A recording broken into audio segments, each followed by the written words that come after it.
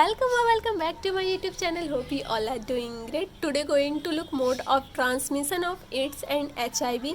तो आज की वीडियो बहुत ज़्यादा इंटरेस्टिंग होने वाली है, तो वीडियो को स्किप मत कीजिएगा, वीडियो के लास्ट तक बने रहिएगा। तो आज मैं पढ़ाने वाली हूँ क्या मॉस्किटो से एड्स फैलते हैं, बॉडी फ्लूइड से एड्स फैलते हैं। तो चलिए वीडियो में आगे बढ़ते हैं, ज़्यादा बातें नहीं करते हैं, let's get started. Mode of transmission. अच्छा, ट्रांसमिशन के साथ साथ हम लोग प्रिवेंशन भी देखते जाएंगे। ओके, तो चलिए स्टार्ट करते हैं। पहला है through sexual contact and body fluid. तो पहले सेक्सुअल कांटेक्ट्स की बात करते हैं कि सेक्सुअल कांटेक्ट से कैसे फैलता है। पिछले वीडियोस में मैं बताई थी सेक्सुअल कांटेक्ट के बारे में, अभी फिर थोड़ा सा बता देती हूँ। सेक्सुअल कॉन्टैक्ट्स में क्या होता है, बहुत सारे लोग ऐसे होते हैं जो मल्टीपल पार्टनर के साथ सेक्सुअल इंटरकोर्स करते हैं। तो अगर मल्टीपल पार्टनर के साथ सेक्सुअल इंटरकोर्स करे तो क्या आपको पता है सामने वाले को एड्स से कोई भी बीमारी है क्या है, नहीं पता होता है। तो सपोज दैट कि जिसके साथ सेक्सुअल इंटरकोर्स करे उसको एड्स हो और सेक्सुअल इंटरकोर्स करते टाइम उसमें ट्रांसमिट हो जाए और वो दूसरे तीसरे में ऐसे भी ट्रांसमिट हो सकता है। तो ये रहा पहले सेक्सुअल कॉन्टैक्ट्स का। और एंड मोस्ट स्टार क्वेश्चंस है ये बॉडी फ्लूइड्स। तो बॉडी फ्लूइड से कैसे फैलते हैं, तो चलिए मैं आपको बताती हूँ। सबसे बड़ा कारण जो है वो है बॉडी फ्लूइड से होता है। इसके अलावा सेक्सुअल कांटेक्ट तो बहुत ज़्यादा इंपॉर्टेंट है। अब जो सीमेन है वो भी एक टाइप का बॉडी फ्लूइड है, यानी आपको बॉडी फ्लूइड्स याद रखना होगा। Got it. एड्स कैसे ट्रांसमिट होता है और बॉडी फ्लूइड से कैसे ट्रांसमिट होता है ये देखते हैं। तो पहला है blood and blood product, transfusion of HIV contaminated blood. अब आपके ब्लड और उसके प्रोडक्ट कैसे क्या होते हैं चलिए समझते हैं। पहला हम देखेंगे organ donation and blood transfusion. Okay, तो organ donation and blood transfusion कैसे ट्रांसफ्यूजन होता है। सपोज दैट कोई थैलेसीमिया का पेशेंट है, ठीक है, और उसे बहुत ज़्यादा ब्लड की रिक्वायरमेंट है और वो एक ऐसे जगह पे स्टे किया हुआ है ग्रामीण लोकेशन पे जहाँ पर सिर्फ ब्लड ट्रांसफ्यूज़न हो सके, ऐसा एक्सपेक्टेशन हम लोग रख सकते हैं। तो चलिए वो जब हॉस्पिटल गया और वहाँ के लोग क्या करते हैं, तो जनरली वो क्या करते हैं, बंदे आया, ब्लड को मैचिंग किया और ब्लड देने को तैयार हो गया। तो उस बंदे के अंदर लैटेंट इन्फेक्शन होगा एड्स का। सपोज उसके अंदर एड्स है और वो दूसरे को ब्लड डोनेशन कर दिया तो पूरा का पूरा वायरस अब उसके अंदर चला जाएगा। Got it. पूरा एड्स उसको भी फैल चुका होगा। ये हो गया आपका blood transfusion. Okay, blood transfusion से कैसे होता है। अगर हम यहाँ की बात करें ब्लड ट्रांसफ्यूज़न का, तो कई बार ऐसा देखा जाता है कि बहुत सारे ब्लड कैंसर के पेशेंट, थैलेसीमिया के पेशेंट आए हो और उनको ब्लड ट्रांसफ्यूज़न की ज़्यादा ज़रूरत पड़ता है, तो उन लोगों में ये चीज़ काफ़ी देखी जाती है। Got it. देन आते हैं ऑर्गन डोनेशन। सपोज दैट हमने प्रॉपर चेक नहीं किया या डॉक्टर ने चेक नहीं किया या नर्स वगैरह ने चेक नहीं किया, उतने केयरफुली नहीं लिए। Got it. या कैसे भी हमने सारे टेस्ट नहीं किए, उस वजह से कई बार यह होता है ऑर्गन डोनेट। मतलब सपोज किडनी डोनेट करना है, ओके, या स्प्लीन डोनेट करना चाहें या ABC एक्सेट्रा जो भी डोनेट करना हो आपको, तो वहाँ से भी यह हो सकता है, हालांकि रेयर है। उसके बाद आता है इन्फेक्टेड नीडल। इन्फेक्टेड नीडल से कैसे होता है। सपोज दैट आपकी नीडल, ये जो नीडल आपको दिख रही है, ये नीडल मैंने ड्रॉ किया है, आपको होप ये पसंद आया हो। अगर नहीं भी पसंद आया हो तो कोई बात नहीं है, एडजस्ट कीजिएगा आप लोग। यह नीडल को आप लोग ब्लड के अंदर डालते हैं। सपोज दैट डॉक्टर जब डालते हैं ब्लड में, वो जब टच होता है तो ब्लड में जितने भी वायरस होते हैं वो उसके नीडल के आसपास चिपक जाते हैं, कि जैसा कि मैंने यहाँ पे बताया, देखिए यहाँ पे इन्फेक्शन वायरस बैक्टीरिया चिपक जाते हैं, जिससे आप दूसरे पर्सन की बॉडी में यह नीडल डालते हैं तो उसको भी फैल सकता है। क्लियर। अब ये कब होता है, जनरली 2 केसेस में बताऊंगी। First of all drug abuses. Drug abuses के कैसे होता है। अच्छा, एक बात याद रखिएगा, मैं यहाँ मोड ऑफ ट्रांसमिशन के साथ साथ प्रिवेंशन भी थोड़ा डिस्कस कर ले रही हूँ, तो मैं फिर से एक बार बता दूंगी, नो प्रॉब्लम, ठीक है। मैं मतलब इससे प्रिवेंशन और ट्रांसमिशन थोड़ा मिक्स एंड मैच है, थोड़े मिले जुले हुए हैं। First of all drug abuses. एक ग्रुप में मान लो 8-9 लोग हैं। अब वो क्या करते हैं, ड्रग अब्यूज़ करते थे, उसी इंजेक्शन से खुद को लिया और फिर उसी इंजेक्शन को बारी बारी से हर पर्सन लेता है। तो उन्हें क्या पता है कि इस व्यक्ति के अंदर एड्स है या HIV है, थैलेसीमिया नहीं है, उसी नीडल से हर एक पर्सन लेते रहते हैं। इस तरीके से इन्फेक्टेड नीडल होता है। जैसे कि मैंने यहाँ पे डिस्क्राइब कर दिया है, use of the same injection syringe needle for different person without sterilisation. क्या करना चाहिए, इसकी प्रिवेंशन क्या हो सकते हैं। नीडल ले रहे हैं तो उस नीडल को दूसरा यूज़ करना चाहिए या फिर स्टेरिलाइजेशन करके यूज़ करना चाहिए। फोर्थ क्या है, from suffering mother carrier to the embryo through placenta. Mother अगर प्रेग्नेंट है और उसमें एड्स हैं तो उसके बच्चे यानी बेबी में भी यह ट्रांसमिट हो सकता है। नेक्स्ट है from suffering mother milk to baby. अगर मदर को एड्स है और वो अपने बेबी को फीडिंग कराती हैं, दैट इससे भी हो सकता है। और सबसे मोस्ट इम्पॉर्टेंट आता है क्या, wounds. Very very important. Wounds कैसे होता है, use of the same blood and razor in a salon for different person. तो चलिए मैं इसको बताती हूँ कैसे होता है। वुंड्स काफ़ी सारे देखे जाते हैं, सर्जिकल एंड नॉट सर्जिकल। आप जब बच्चे होंगे आपको तो याद नहीं होगा, आई थिंक आपकी मम्मी को याद होगा, या फिर जब आपको नॉलेज हो गई होगी तो थोड़ी बहुत याद होंगी आपको बातें। तो जब आप जो बच्चे होते हैं, आप लोग आई थिंक नाई जानते होंगे, जो बाल काटते हैं, हेयर रिमूव करते हैं या छीलते हैं। तो सपोज़ वो जो नाई है हेयर छीलते टाइम उस बच्चे को कट लग गया या फिर जो बड़े हैं उनको कट लग गया, और उसी ब्लेड से क्या करते हैं वो दूसरे को भी हेयर रिमूव करने लगते हैं। वो कटा हुआ ब्लड क्या होता है, जाके वहाँ पे मान लीजिए उस पर्सन को भी कट गया जो दूसरे पर्सन को कर रहे हैं, तो वो ब्लड क्या हो जाता है, ट्रांसफ्यूजन हो जाता है, जिसके कारण भी एड्स ट्रांसमिट हो सकता है। पहले एड्स के लिए वुंड से रिलेटेड होता है और HIV का वायरस ट्रांसमिट हो जाएगा। अब वुंड, सर्जिकल वुंड कैसे, देखिए सपोज दैट जो डॉक्टर है वो स्कारपल्स यूज़ कर रहा है और वो स्टेरिलाइजेशन नहीं किया है, किसी एड्स के पेशेंट को सर्जरी किया, सर्जरी करके OT से निकला और वही सेम किसी दूसरे पेशेंट के ऊपर भी वही यूज़ कर लिया। हालांकि बहुत रेयर है, ऐसे ही एज ए यूजुअल बहुत डॉक्टर केयरफुली रहते हैं, उसको बहुत ही ज़्यादा सीरियस ले लेते हैं, ठीक है, उसको स्टेरिलाइज करवा के रखते हैं। Got it. ये सब चीज़ें जनरली हम ब्लड प्रोडक्ट्स के बारे में देखते हैं। अब बात आती है प्रिवेंशन की, तो चलिए प्रिवेंशन आगे बढ़ते हैं। जो आई होप आपको मोड ऑफ ट्रांसमिशन ओवरऑल समझ में आया होगा। ट्रांसमिशन से ही रिलेट करता है प्रिवेंशन, तो चलिए प्रिवेंशन को भी पढ़ते हैं। अब बात आता है प्रिवेंशन की, तो चलिए यहीं देख लेते हैं। जैसे ट्रांसमिशन में था वैसे ही यहाँ पर भी है सेम चीज़ें।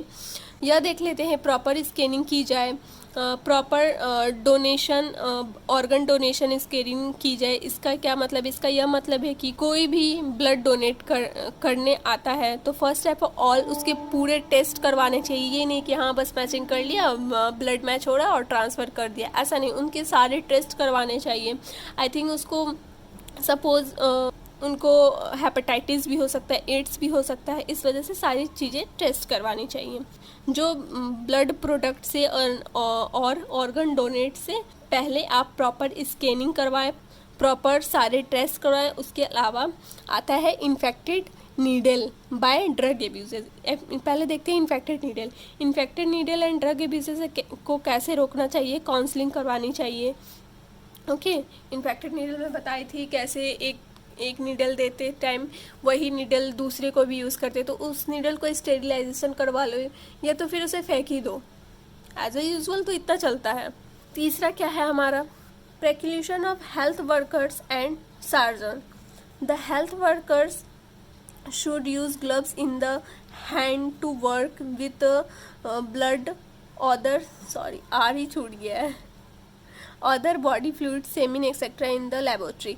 क्या होता है, जो हेल्थ वर्कर क्लब्स होते हैं, जहाँ पर अभी मान लीजिए सपोज़ कोरोना चला था, तो जहाँ बैठ के क्लब्स में बैठ के वैक्सीन दिए जा रहे थे, तो यहाँ भी वही बताया, जो हेल्थ वर्कर होते हैं उनको ज़्यादा ध्यान रखना चाहिए, यूज़ करना चाहिए ग्लव्स। यही नहीं कि एक सिरिंज से इनको इंजेक्शन दिया और उसी सिरिंज से दूसरे को इंजेक्शन दे दिया, एज अ यूजल। और यहाँ पे क्या बताया है, the surgeon should always use gloves in a hand. और जो सर्जरी वगैरह करते हैं उनको हमेशा, जो डॉक्टर सर्जरी वगैरह करते हैं उनको हमेशा ग्लव्स यूज़ करना चाहिए।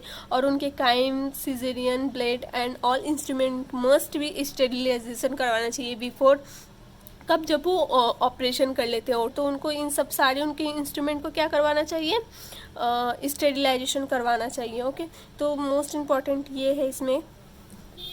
ओके, उसके बाद आते हैं वुंड्स। वुंड्स आप इन सब चीज़ों से खुद आप काउंसलर हो जाइए, ताकि आप दूसरों को काउंसलर कीजिए कि हाँ बेटा, अगर तुम बाल कटवाने जा रहे हो तो ऐसी जगह जा रहे हो तो चीज़ों को स्पेशली ध्यान रखा जाए इन सब चीज़ों का, कि वो एक ब्लड से हेयर बना रहा है, उसी ब्लड से किसी और को हेयर बना रहा है, तो इन सब बातों का अपने आप से ध्यान रखो। ओके, उसके बाद आता है सेक्सुअल कांटेक्ट। तो क्या सेक्सुअल कांटेक्ट से एड ट्रांसफ़र होता है, ये मैं आपको मोड ऑफ ट्रांसमिशन में बताई। तो चलिए, आपने अगर ध्यान से वीडियो देखा हुआ तो कमेंट सेक्शन में जाके वीडियो पॉज करके बताइए कि हाँ, सेक्सुअल कांटेक्ट से एड्स फैलते हैं या नहीं फैलते हैं। अच्छा, सेक्सुअल कांटेक्ट एक ऐसा सोशल डिस्टेंस बन चुका है जिससे ये एक शर्म की टॉपिक समझी जाती है। इस टॉपिक पे कोई बात ही नहीं करना चाहते, पता नहीं क्यों। तो इसे सोशल डिस्टेंसिंग मत बनाइए। सोशल डिस्टेंसिंग की वजह से ही तो आज ये हाल है कि हाँ, अगर उस इंसान को कुछ होता भी है, एड्स वगैरह ट्रांसमिट हो जाती है, कैसे भी कुछ भी बीमारी हो जाती है सेक्सुअल इंटरकोर्स के दौरान, तो वो शर्म के साथ नहीं बता पाते हैं, जिसकी वजह से कई जाने भी जा सकती हैं। एड्स एक्चुअली सेक्सुअल कांटेक्ट से भी फैलता है। अगर आप पूछेंगे कि सबसे बड़ा रीज़न क्या है, तो सबसे बड़ा रीज़न है blood and blood products. Okay, अब सेक्सुअल कांटेक्ट की बात करें तो सेक्सुअल कांटेक्ट में आ जाते हैं आपके, इसको थोड़ा सा आप इग्नोर कीजिएगा, मैं इसको आप बाद में बताती हूँ। Through sexual contact, sexual contacts में क्या है, एनल, वेजाइनल एंड ओरल, तीनों चीज़ों से ट्रांसमिट हो सकती है, तीनों फॉर्मेट से ट्रांसमिट हो सकती है। स्टार्टिंग करते हैं एनल से। देखा गया है कि 1981 के गे कपल में, वह न्यूयॉर्क में जो कपल थे उनमें देखा गया था, शुरुआत का टाइम चल रहा था सेंचुरी में जहां एड्स आइसोलेटेड किया गया था, मैक्सिमम गे कपल में ही देखा गया था। तो इसलिए ऐसा माना जाता है एनल ये तो होमोसेक्सुअल है, ये तो उनकी बीमारी है, बाद में हेट्रोसेक्सुअल में भी देखी गई थी। Got it. देखिए क्या होता है, स्टार्टिंग में जो सेक्सुअल कांटेक्ट में बताई उसमें ब्लड फ्लूइड और ब्लड ट्रांसफ्यूज़न, ऑब्वियस सी बात है उसके अंदर वायरस प्रेजेंट रहेगा। अगर वेजाइनल सेक्स है तो उसमें आप देख लीजिएगा, सेक्सुअल इंटरकोर्स के दौरान सेमन सीक्रेट होता है, ऑब्वियस सी बात है वायरस होंगे ही, और एक पर्सन से दूसरे पर्सन के बॉडी में जाएगा तो उसको भी इन्फेक्ट कर देगा। एंड एनल सेक्स की बात करें तो जनरली एनल जो है उसमें कैसे ट्रांसमिट होता है, सपोज कि एनस है, वहाँ पर कोई पर्सन पेनिस फूट कर रहा हो, अब वहाँ पर एक स्किन रिमूवल की वजह से ब्लड निकल जाता है, और ब्लड निकलने की वजह से दोनों का ब्लड मिल जाएगा, इस वजह से भी फैल सकता है। और जो सेमन है वह सेमन वाला पर्सन है, सपोज सेमन वाले को अल्सर है और सेमन उसके माउथ में आ गया, या बहुत सारे रीज़न हैं जिनसे ब्लड फ्लू ट्रांसमिटेड होते हैं। जनरली जो देखा गया है वेजाइनल सेक्स से देखा गया है, क्योंकि बहुत सारे जो मेल्स हैं उनके मल्टीपल पार्टनर होते हैं, इस वजह से, और उनको काफ़ी छुपा कर भी रखते हैं। अगर मान लीजिए किसी को सिम्टम्स भी दिख रहा हो तो जनरली उनके बारे में बात नहीं करना चाहते हैं, इसलिए एनसीईआरटी में एक इम्पॉर्टेंट लाइन लिखी गई है, वो लाइन मैं आपको बताती हूँ क्या लिखी गई है। वो इम्पॉर्टेंट लाइन है, डोंट डाई ऑफ इग्नोरेंस। आप इसका मतलब तो समझ ही गए होंगे। पब्लिक एजुकेशन, जैसे कि मैंने आपको बताया था, पब्लिक में अवेयर करवाना चाहिए। The public should be made aware about the mode of transmission of AIDS and its bad effect. कैसे बैड इफेक्ट्स पड़ते हैं, जैसे कि मैं बताई थी, हेयर रिमूव, जो सैलून में लोग जाते हैं वहाँ पे एक ही ब्लेड से 2 लोगों 3 लोगों को बनाते, तो वैसे आप खुद से अवेयर हो जाइए, खुद से उनको सजेस्ट कीजिए, खुद से काउंसलिंग कीजिए कि ऐसा वो ना करें, ठीक है। तो चलिए आगे बढ़ते हैं। आई होप आपको प्रिवेंशन ऑफ एड्स समझ में आया होगा। अगर समझ में आया होगा तो बहुत अच्छी बात है, अगर नहीं समझ में आया होगा तो फिर से एक बार वीडियो को देखिए। उसके बाद आता है maternal transmission and mother to child. Maternal transmission का क्या मतलब है? सपोज मदर है, उसको एड्स है ड्यूरिंग प्रेगनेंसी, या उसमें पहले से ही एड्स होगा, अब वो प्रेग्नेंट हो गई है, तो ऑब्वियस सी बात है प्लेसेंटा के थ्रू ब्लड एक्सचेंज होगा। ब्लड अगर एक्सचेंज हो रहा है तो ऑब्वियस सी बात है बेबी में भी एड्स का वायरस पहुंच जाएगा। Got it?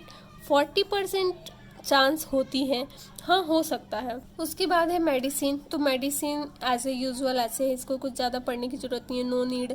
फिर भी मैंने लिख लिया है, आप देख लीजिएगा इसको कि first medicine is a control AIDS. Okay, और इसके वैक्सीन अभी तक तो नहीं बने हैं। No vaccine has been yet discovered by prevent AIDS. तो चलिए, अगर आपको मोड ऑफ ट्रांसमिशन और प्रिवेंशन आई होप आपको अच्छे से समझ में आ गया हो। तो ये जितना भी मैंने पढ़ाया है वो नीट यूजी लेवल का था। यहाँ से अगर आप इस चीज़ को अच्छे से पढ़ लेते हैं तो यहाँ इससे बाहर, नीट के बाहर यूजी लेवल का कुछ भी नहीं मिलने वाला है। इसको आप कवर करेंगे, यहाँ से ही नीट के क्वेश्चन, यूजी लेवल का क्वेश्चंस आते हैं। तो चलिए, अब मैं जो पढ़ाने वाली हूँ वो थोड़ा जनरल नॉलेज के बेस पे है, उसमें नीट यूजी लेवल का नहीं आता है, बस नॉलेज बेस है। तो चलिए आप एक बार मैं आपको दिखाती हूँ।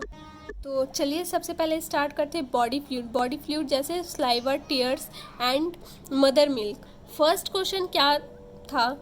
एड ट्रांसमिशन कैसे कर सकती है? सलाइवा क्या बॉडी फ्लूइड्स में आता है? हाँ, सलाइवा में वायरस होता है। तो क्या, तो आपका क्वेश्चन होगा तो क्या वो ट्रांसमिट कर सकता है? पहला आंसर होगा नहीं, क्योंकि उसमें वायरस तो है फिर भी ट्रांसमिट नहीं हो रहा है। ऐसा क्यों? ये तो आप सोच रहे होंगे, ये सोचकर भी आप घबरा रहे होंगे, ऐसा क्यों? क्योंकि सपोज किसिंग से एड्स हो सकता है। न्यू क्वेश्चन सलाइवा से रिलेटेड, आंसर होगा जनरली ड्राई किसिंग से नहीं होता है। अगर दोनों पर्सन को अल्सर हो तो उस टाइम ब्लड का थोड़ा सा ट्रांसफ़र हो सकता है, तब एड्स हो सकता है। ओके, आपका क्वेश्चन होगा कि आपने बताया था तो सलाइवा में पैथोजन है, यानी कि सलाइवा वह वायरस है जो एड्स करता है लेकिन नहीं फैल रहा है, क्योंकि जब सलाइवा जीआईटी के थ्रू जाएगा और स्टमक के अंदर जाएगा, स्टमक के अंदर HCl retrovirus can not be survive with stand HCl and इसका मतलब यह हुआ कि जो रेट्रोवायरस है वो सर्वाइव नहीं कर पाएगा अगर जीआईटी के थ्रू उस रास्ते से गया। तो फॉर एग्जांपल आप किसी का जूठा पानी पी लीजिए या जूठे खाना खा लीजिए, तो इन्फेक्टेड पर्सन है, उसका सलाइवा आपके पेट में चला गया हो, आपको एड्स नहीं होगा। क्योंकि आपके पेट में HCl होता है और HCl वो झेल नहीं पाएगा वायरस, और वायरस पेट के अंदर जाकर मर जाएंगे।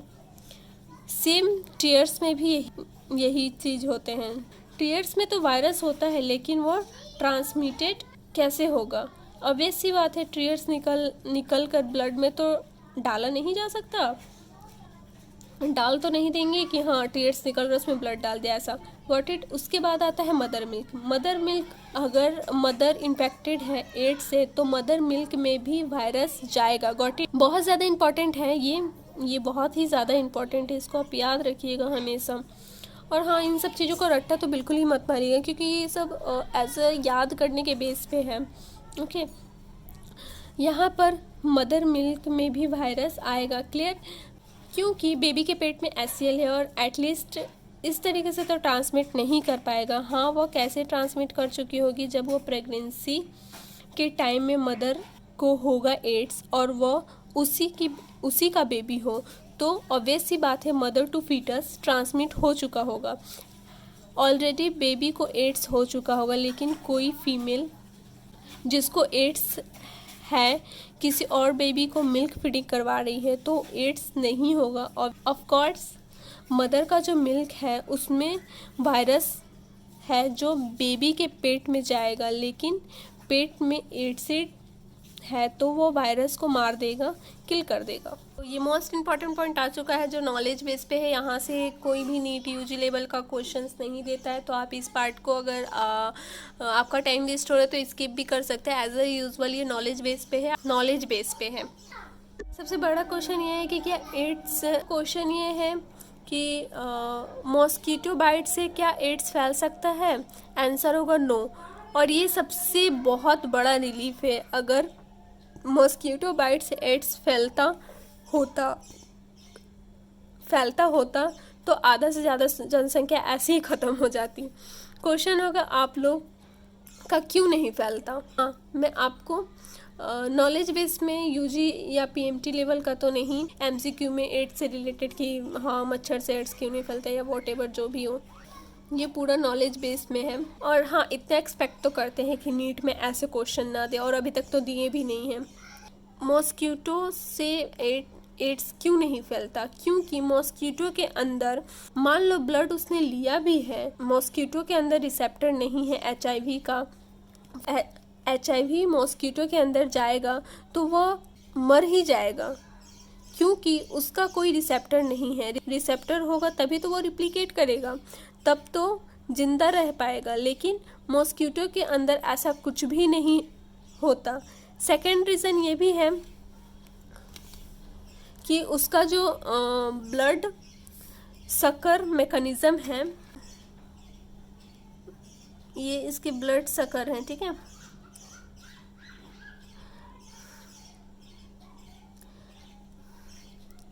ब्लड सकर जो मैकेनिज्म है वो बस खून चूसने का मैकेनिज्म, वो कभी डिफरेंट नहीं होता।